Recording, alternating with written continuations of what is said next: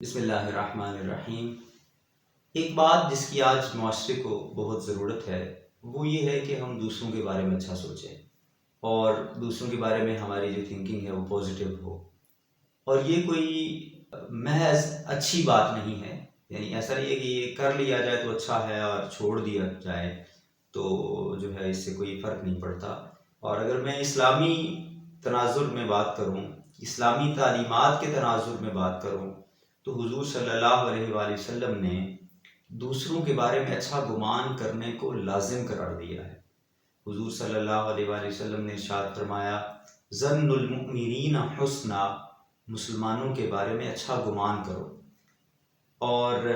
قرآن پاک نے بڑی سختی سے منع کیا ہے دوسروں کے بارے میں برا سوچنے سے۔ فرمایا، یا ایھا الذین آمنوا اجتنبوا کثیرا من الظن ان بعض الظن اثم، اے ایمان والو دوسروں کے بارے میں بہت گمان کرنے سے بچو، بعض گمان گناہ ہوتے ہیں۔ ہم اگر دیکھیں تو ہمارے تعلقات، ہماری رشتہ داریاں، ہمارے آپس کے ریلیشنز جو ہیں وہ سارے کے سارے بری طرح سے متاثر ہوتے ہیں جب ہم کسی شخص کے بارے میں برا سوچنا شروع کرتے ہیں اور کسی کے بارے میں کوئی بدگمانی اپنے ذہن میں پال لیتے ہیں۔ اسلام ہمیں دوسروں کے بارے میں اچھی سوچ رکھنے کا پابند بناتا ہے، جس طرح کہ میں حضور علیہ السلام کا فرمان آپ کے سامنے بیان کر چکا،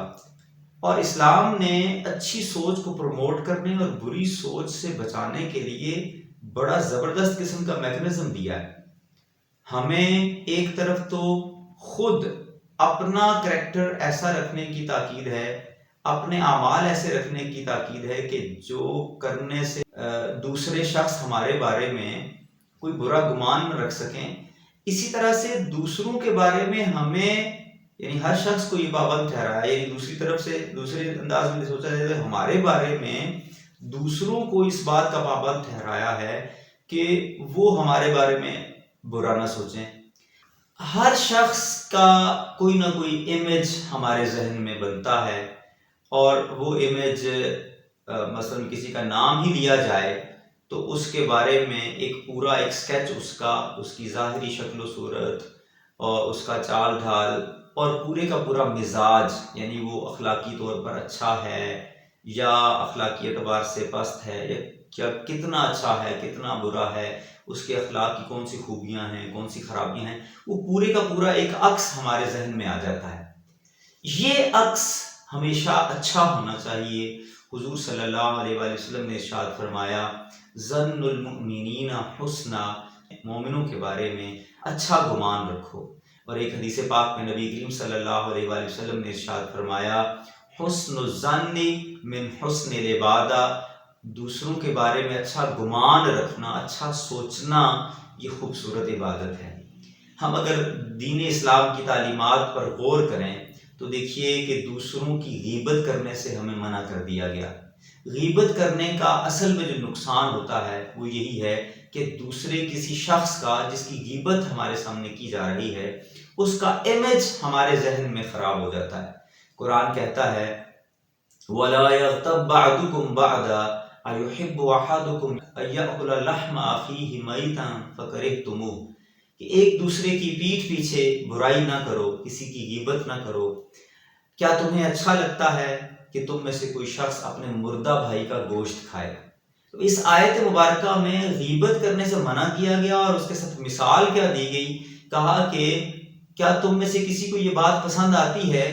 کہ تم اپنے مرے ہوئے بھائی کا گوشت کھاؤ؟ فَكَرِهْتُمُوهُ، تو یہ تمہیں سخت ناگوار گزرتا ہے، تمہیں یہ سخت ناپسند ہے۔ بات اصل میں یہ ہے کہ جو بندہ ابھی موجود نہیں ہے اس کی برائی بیان کرنا ایسا ہی ہے جیسے ہم مردہ شخص کے جسم کا کوئی حصہ کاٹ لیں، اس کے جسم کا کوئی عضو جو ہے وہ کاٹ لیں، گوشت نوچ لیں اس کا، تو جس طرح سے اس کی شکل بگڑ جاتی ہے، اسی طرح سے دوسرے کسی شخص کی جب غیبت بیان کی جاتی ہے، اس کی برائی بیان کی جاتی ہے، تو اس کا امیج ہمارے ذہنوں میں خراب ہو جاتا ہے۔ تو اسلام یہ چاہتا ہے کہ دوسرے ہر شخص کا امیج ہمارے ذہنوں میں اچھا رہے، یہاں تک کہ اگر ایک شخص میں برائی پائی بھی جاتی ہے تو اس برائی کا بھی ذکر نہ کیا جائے، تاکہ اس کا وہ جو امیج ہے وہ کسی کی نظروں میں خراب نہ ہو جائے۔ اور غیبت کرنے کی پھر سزا بھی حضور علیہ السلام نے جو معراج کی رات مشاہدہ فرمایا کہ میں نے معراج کی رات ایک گروہ دیکھا جن کے ناخن تانبے کے تھے اور وہ اس سے اپنے چہروں اور سینوں کو نوچ رہے تھے. تو ان لوگوں کو جو سزا ملی ہے وہ بھی اسی جنس کی ہے، چونکہ زندگی میں، دنیاوی زندگی میں وہ لوگوں کا امیج خراب کیا کرتے تھے، ان کا امیج ڈسٹرائے کرتے تھے، تو آج جب ان کو سزا ملی تو وہ اپنے جسم، اپنے چہرے، اپنے سینوں کو جو ہے وہ نوچ رہے ہیں اور اپنی شکل بگاڑ رہے ہیں. تو چونکہ جو شخص جس کی غیبت کی جا رہی ہے وہ غیر موجود ہونے کی وجہ سے اپنا دفاع نہیں کر سکتا، اپنی حقیقت نہیں بتا سکتا، اصل حقائق سے آگاہ نہیں کر سکتا، اپنا پوائنٹ آف ویوز نہیں بتا سکتا، تو اس لیے اس کی غیبت کرنا، اس کی برائی کرنے کو مردہ بھائی کا گوشت کھانے کے مترادف قرار دیا گیا. اور دوسری بات یہ کہ چونکہ غیبت کرنے سے اس کا امیج ڈسٹرائے ہوتا ہے، قیامت کے دن جو غیبت کرنے والے کو سزا دی جائے گی وہ بھی اسی جنس کی ہوگی. اب غیبت کرنا اسی طرح سے ہر ایک صورت جس میں کسی کا امیج ڈسٹرائے ہوتا ہو،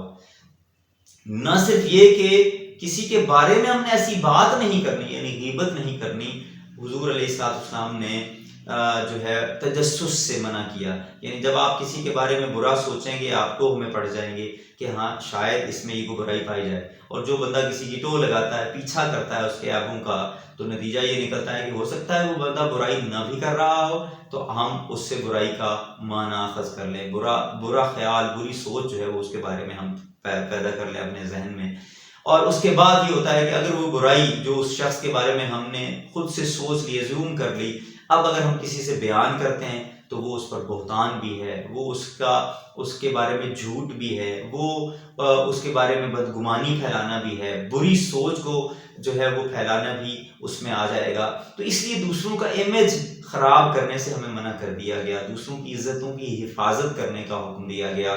اب جس طرح سے دوسروں کے بارے میں ہم نے بری سوچ اپنانی نہیں ہے، ہمیں خود بھی اس بات کا پابند کیا گیا ہے کہ ہم اپنا امیج خراب ہونے سے بچائیں. اس کے لیے مثلا سیرت طیبہ سے، حضور علیہ السلام کی تعلیمات سے ہمیں پتہ چلتا ہے. آپ نے فرمایا کہ ایسی جگہوں پر جانے سے بچو جہاں جانے سے تہمت لگتی ہو، اور فرمایا کہ اگر کوئی شخص ایسی جگہ پر گیا جہاں جانے سے اس پر تہمت لگ سکتی تھی اور کسی نے اس کی کوئی برائی بیان کی، تو فرمایا کہ وہ شخص اس کا الزام کسی اور کو نہ دے، بلکہ اسے خود چاہیے تھا کہ وہ ایسی جگہ پر نہ جاتا، کہ